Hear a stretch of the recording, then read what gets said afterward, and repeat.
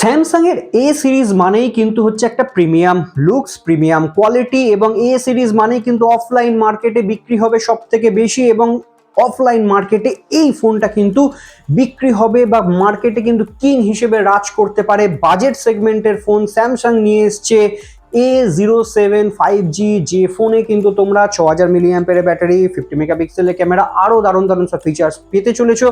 এবং সেই ফোনটা কিন্তু মার্কেটে যখন এসে যাবে তখন কিন্তু অনেক যে বাজেট সেগমেন্টের ফোন আছে, যেহেতু স্যামসাং এর ব্র্যান্ডিং তোমরা এখানে পাচ্ছ, যেহেতু স্যামসাং এর ট্রাস্ট পাচ্ছ, অন্য ফোন কিন্তু 2 থেকে 3 বছরের আপডেট দিয়েই কিন্তু ক্ষান্ত হয়ে যায়। মানে এই প্রাইস সেগমেন্টে সেখানে এই স্যামসাং এর ফোন কিন্তু 6 বছরের কিন্তু মেজর অ্যান্ড্রয়েড আপডেট দেবে। আরও ডিটেলস রিভিউ তোমাদের এই ভিডিওতে নিয়ে আসছি, যাতে তোমরা এই ফোনটা কিনবার আগে সব কিছু ডিটেলস পেয়ে যেতে পারো। ডিটেলস স্পেক্স নিয়ে এসেছি। ভিডিওটা ভালো লাগে লাইক শেয়ার কমেন্ট করতে ভুলো না। আগামী দিনে আমার চ্যানেলে ভিডিওগুলো পাওয়ার জন্য অবশ্যই চ্যানেলটিকে সাবস্ক্রাইব করে রেখো, পাশে থাকা বেল আইকনটিকে ক্লিক করে রেখো। তো চলো ডিটেলস রিভিউতে এখন আমরা চলে যাই। প্রথমেই বলবো এই ফোনের যে সেগমেন্টটা এই প্রাইস সেগমেন্টে নজর কাটছে সেটা হচ্ছে ব্যাটারি সেগমেন্ট, যেখানে তোমরা পাচ্ছ 6000 মিলিঅ্যাম্পিয়ারের ব্যাটারি সঙ্গে 25 ওয়াটের ফাস্ট চার্জিং। একদিন নয়, প্রায় 1.5 দিন পর্যন্ত ভালো ব্যাকআপ এখানে কিন্তু টেনে দেবে। এবার আসি ডিজাইন অ্যান্ড বিল্ড কোয়ালিটির দিকে। স্যামসাং গ্যালাক্সি A07 5G দেখতে কিন্তু অনেকটা প্রিমিয়াম টাইপের ফিলিংস দেবে, মানে লুকিংসটা কিন্তু একটু ডিফারেন্ট। ব্যাক ফ্রেমটা কিন্তু একটু অন্য ধরনের লুকিংস, যে শাইনি লুকিংস আছে। সঙ্গে প্লাস্টিক ব্যাগ তোমরা পাচ্ছ, গ্লাস ফ্রন্ট পাচ্ছ। 199 গ্রাম ওজনের এই ফোনটাতে IP54 এর প্রোটেকশন তোমরা পাচ্ছ। ডিসপ্লের দিকটা দেখে নেওয়া যাক। 6.7 ইঞ্চেসের এখানে একটা ডিসপ্লে পাচ্ছ, 120 হার্জ রিফ্রেশ রেটের সঙ্গে পাচ্ছ, আর 800 নিটসের পিক ব্রাইটনেস তোমরা এখানে পাচ্ছ। আউটডোর ভিজিবিলিটি খুব দুর্দান্ত না হলেও কিন্তু ভিজিবিলিটিতে খুব একটা বেশি সমস্যা কিন্তু এখানে আসবে না। আর হ্যাঁ, এখানে কিন্তু এলসিডি ডিসপ্লে তোমরা পাচ্ছ। এবার আসি পারফরমেন্সের দিক থেকে।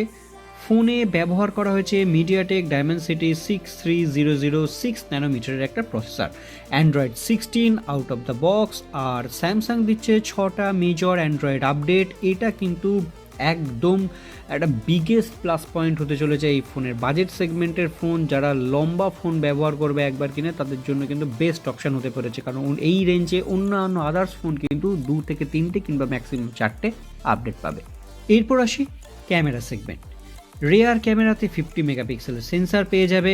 ডে লাইট ফটোগ্রাফিতে ভালোই এখানে কিন্তু পারফরমেন্স করবে। ভিডিও রেকর্ডিং কিন্তু এখানে 1080 30 FPS পর্যন্তই ভিডিও রেকর্ডিং হবে।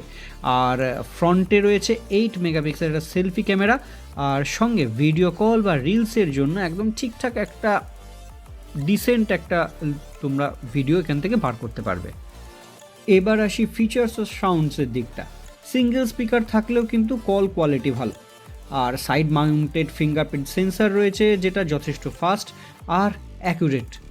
তাহলে তোমাদের এই ফোনটাকে কিরকম বলে মনে হচ্ছে? স্যামসাং এর ট্রাস্ট, 50 মেগাপিক্সেলের ক্যামেরা, 6000 মিলিঅ্যাম্পিয়ারের ব্যাটারি, তোমাদের ফোনটা কতটা পছন্দ, কতটা অপছন্দ হলো? তোমরা এই ফোনের সঙ্গে কোন ফোনের কম্পারিজন ভিডিও চাইছো, কিংবা এই ফোনে তোমাদের কোনটা বেস্ট বলে মনে হলো সেটা অবশ্যই কমেন্ট করে জানিও। আর জেন জি যারা আছো তারা এই ফোনটা কতটা পছন্দ করছো সেটা কিন্তু অবশ্যই কমেন্ট করো।